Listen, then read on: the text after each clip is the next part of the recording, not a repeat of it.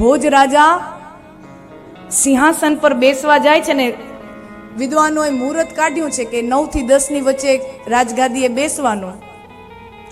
એટલે રાજ્યાભિષેકના સમયે આ શ્યામળ ભટ્ટની ઓલી 32 પુતળીઓની વાર્તા આવે છે ને, એમાં આ પ્રસંગ બહુ સરસ છે.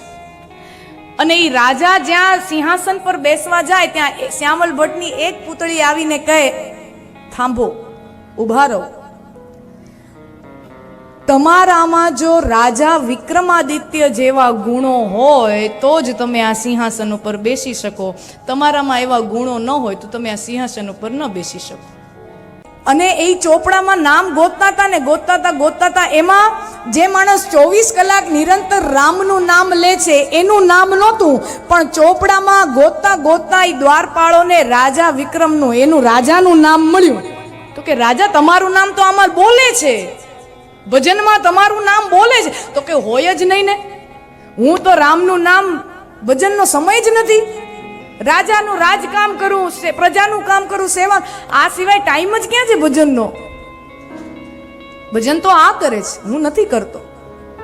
અને દ્વારપાલો બોલ્યા કે રાજા જે રામનું નામ લે અને રામના કામ ન કરે એને અમે ભજન નથી ગણતા. જે રામનું નામ લે અને રામના કામ ન કરે એને અમે ભજન નથી કહેતા. એમ આપણે પણ આ કથામાં કૃષ્ણના નામ લઈએ છીએ તો એની સાથે આપણે કૃષ્ણના કામ પણ કરવાના હોય.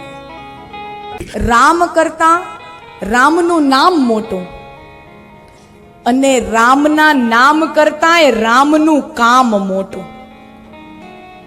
ભોજ રાજા સિંહાસન પર બેસવા જાય છે ને વિદ્વાનોએ મુહૂર્ત કાઢ્યું છે કે 9 થી 10 ની વચ્ચે રાજગાદીએ બેસવાનું.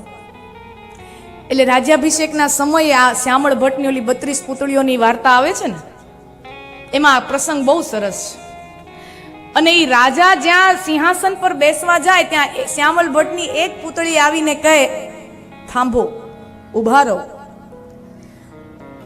તમારામાં જો રાજા વિક્રમાદિત્ય જેવા ગુણો હોય તો જ તમે આ સિંહાસન ઉપર બેસી શકો. તમારામાં એવા ગુણો ન હોય તો તમે આ સિંહાસન ઉપર ન બેસી શકો. તો એ રાજા વિક્રમાદિત્ય એ કોણ? અને પછી વાત આગળ ચાલે કે એક વખત રાજા વિક્રમાદિત્યને રાતમાં સપનું આવ્યું અને સપનામાં એવો ભવ્ય ભોગ વિલાસ લક્ઝરિયસ એવો એક મહેલ આવ્યો. ઇન્દ્રની ઇન્દ્રપુરી અને કુબેરની અલકાપુરી પણ જેની સામે તુચ્છ લાગે એવો ભવ્ય મહેલ એના સપનામાં આવ્યો. અને બીજે દિવસે સવારે રાજાએ પોતાના દરબારમાં, પોતાના રાજ્યમાં જે માનસ શાસ્ત્રનો એટલે સાયકોલોજીનો અભ્યાસ કરતા હોય એવા વિદ્વાનોને બોલાવ્યા અને પૂછ્યું કે મારા મનમાં આવું રાત્રે સપનું આવ્યું હતું, તો આવું જગ્યા ક્યાંક હશે તો તમે ગોતો. મેળ ન પડ્યો, સૈનિકોને મોકલ્યા, કાંઈ મેળ ન પડ્યો. પછી રાજા વિક્રમે વેતાળને બોલાવ્યો. વિક્રમ વેતાળની કથાઓ સાંભળીને આપણે, તો વિક્રમે વેતાળને બોલાવ્યો અને પૂછ્યું કે આવું સપનું આવ્યું, આ મહેલ ક્યાં છે? તો કે ફલાણા જંગલમાં આ જગ્યાએ આ મહેલ છે. તો રાજા વિક્રમ અને એની સાથે વેતાળ ઈ જંગલમાં જાય અને પહોંચ્યા. ત્યાં ઘનઘોર અંધારું, રાત્રિ થઈ ગઈ. અને જ્યાં જુએ તો કોઈ એક ઘરડીમાં એનો રોવાનો અવાજ આવે અને પૂછ્યું, માં કેમ રોવે છે? તો કે મારો એકનો એક દીકરો લાકડા કાપવા માટે, લકડહારો લાકડા કાપવા માટે ગયો, રાત અંધારી થઈ ગઈ, હજી સુધી પાછો આવ્યો નથી. કોઈ સાવજે, કોઈ જંગલી જનાવર એનો કોળિયો તો નહીં કરી નાખ્યો હોય ને? અરે માં, આ દેશનો રાજા, આ પ્રદેશનો રાજા, તાર દીકરો હું ગોતી આવું. અને રાજા પછી એનો દીકરો ગોતવા જાય અને જુએ છે કે ઝાડમાં એ લકડહારો ઉપર લાકડા કાપતો તો ઝાડ ઉપર ચડીને અને જુએ છે કે નીચે સિંહ છે. સિંહને મારી અને પછી એને ઉતારે અને પોતાની માતા પાસે એને લઈ જાય. ધન્યવાદ રાજા, મારો દીકરો તે બચાવ્યો. પણ રાજા તારું અહીંયા આવવાનું પ્રયોજન શું છે, અહીંયા આવવાનું આયોજન શું કામ? તો કે આવી રીતે એક સપનામાં મહેલ આવ્યો તો આ વેતાળે કીધું કે આ જંગલમાં આ મહેલ છે, ઈ મહેલને ગોતવા માટે આવ્યો છું. એમ ઈ મહેલ તો મને ખબર છે, ચાલ તને લઈ જાઉં. પણ ઈ મહેલમાં એન્ટ્રીની એક શરત છે, ઈ મહેલમાં પ્રવેશ મેળવવાની એક શરત છે. જેને આખું જીવન 24 કલાક રામ નામ લીધું હોય, ભજન કર્યું હોય, એને ઈ મહેલમાં અંદર જવા મળે. તો કે હું તો રાજકાજનો માણા, વહીવટીનો માણા, મારે તો રાજાનું સંચાલન કરવાનું હોય, ભજનનો સમય ન હોય, તો તમને એન્ટ્રી ન મળે, પ્રવેશ ન મળે.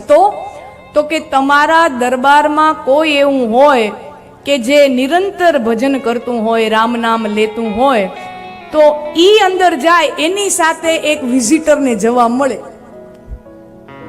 આ કાર્ડમાં 2 વ્યક્તિઓનો પ્રવેશ છે એવું લખેલું હોય ને, આપ બંને ભોજન સમારંભમાં હોય ને, આપ બંને.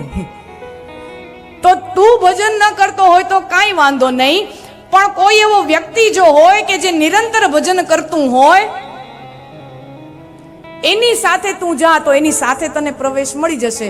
તો રાજાને તરત લાઈટ થઈ કે આપણા દરબારમાં એક પુરોહિત છે કે દરબાર ચાલતો હોય, બધી વસ્તુઓ ચાલતી હોય, મંત્રણા ચાલતી હોય, ત્યારે એના હોઠ આમ હલતા હોય, રામ રામ રામ રામ નામ જપતા હોય, હોઠ હલતા જ રહેતા હોય, એ 24 કલાક નિરંતર ભજન કરે છે, એને બોલાઈ આવો. પછી રાજા ઈ પુરોહિતને લઈ અને ઈ મહેલના દરવાજે જાય અને મહેલના દ્વારપાળો એને અટકાવે અને રાજાને પૂછ્યું, તમે ભજન કરો છો? તો કે ના, હું તો રાજા છું, ભજનનો સમય ના હોય. અચ્છા, પણ મારી સાથે જે આ પુરોહિત આવ્યા છે ને, એ 24 કલાક ભજન કરે છે, એટલે એની સાથે મને પ્રવેશ મળે. તો કે હા, એની સાથે પ્રવેશ મળે. એટલે એને પોતાનો ચોપડો ગોઈતો. તો એની સાથે જે આવ્યા હતા ને, એનું નામ ક્યાંય ચોપડામાં મળે નહીં, ચોપડા ફીંદી નાખ્યા. અને એ ચોપડામાં નામ ગોતતા હતા, એમાં જે માણસ 24 કલાક નિરંતર રામનું નામ લે છે, એનું નામ નહોતું, પણ ચોપડામાં ગોતતા એ દ્વારપાળોને રાજા વિક્રમનું, એનું રાજાનું નામ મળ્યું. તો કે રાજા, તમારું નામ તો આમાં બોલે છે, ભજનમાં તમારું નામ બોલે છે. તો કે હોય જ નહીં ને, હું તો રામનું નામ, ભજનનો સમય જ નથી, રાજાનું રાજકામ કરું, પ્રજાનું કામ કરું, સેવા, આ સિવાય ટાઈમ જ ક્યાં છે ભજનનો? ભજન તો આ કરે છે, હું નથી કરતો. અને દ્વારપાલો બોલ્યા કે રાજા, જે રામનું નામ લે અને રામના કામ ન કરે, એને અમે ભજન નથી ગણતા. જે રામનું નામ લે અને રામના કામ ન કરે, એને અમે ભજન નથી કહેતા. એમ આપણે પણ આ કથામાં કૃષ્ણના નામ લઈએ છીએ, તો એની સાથે આપણે કૃષ્ણના કામ પણ કરવાના હોય. કૃષ્ણને વાલી છે ગાયો. અને આગળ સ્ત્રીઓના સન્માન માટે, દીકરીઓના સન્માન માટે કૃષ્ણ ભગવાન જે 16,100 સ્ત્રીઓ સાથે લગ્ન કરે છે, કૃષ્ણને વાલી છે સ્ત્રીઓનું સન્માન, અને કૃષ્ણને વાલું છે વિદ્યા, જ્ઞાન. પોતે મોટા ફિલોસોફર રહ્યા છે અને એમને પોતે પણ વિદ્યાદાન કર્યું છે, અર્જુનને કર્યું, આપણને આજે આપણી પાસે એ ગ્રંથ છે. તો આપણે અહીંયા કૃષ્ણનું નામ લઈએ અને જો કૃષ્ણના કામ ન કરીએ તો એ ઉપરવાળો એને કૃષ્ણનું ભજન નથી ગણતો, એ કૃષ્ણનું ભજન નથી ગણતો.